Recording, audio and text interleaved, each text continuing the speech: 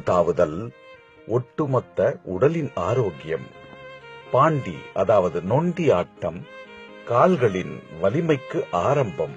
ஒரு குடம் தண்ணீர் ஒற்றுமை கற்பிக்கும் உற்சாகம். பல்லாங்குழி கணிதம் வளர்க்கும் சிந்தனை.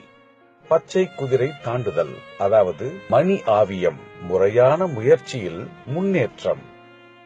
ஒளிந்து விளையாடுதல் தன்னம்பிக்கை தைரியத்தின் உரம். தட்டாங்கல் அதாவது கல்லாங்காய் ஒரே நேர்கோட்டில் கவனம்.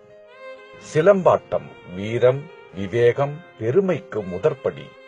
உரியடித்தல் இடையூறுகளையும் ஏமாற்றங்களையும் கடந்து மகிழ்தல். இது போன்ற ஒவ்வொரு பாரம்பரிய விளையாட்டும் இயற்கையோடு ஒன்றி குழந்தைகளின் அறிவு, திறமை, வீரம், உடல் வலிமை, சுயமுயற்சி, தன்னம்பிக்கை, ஒற்றுமை போன்ற பல நற்கூறுகளை உள்ளடக்கி அவர்களின் எண்ணங்கள் தூய்மையாகவும் தெளிவாகவும் இருக்கச் செய்தன.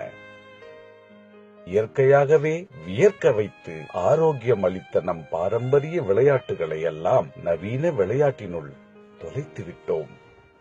முயன்றிடுவோம் மீட்டெடுக்க, முனைந்திடுவோம் கற்றுத்தர நம் தமிழரின் பாரம்பரியத்தை.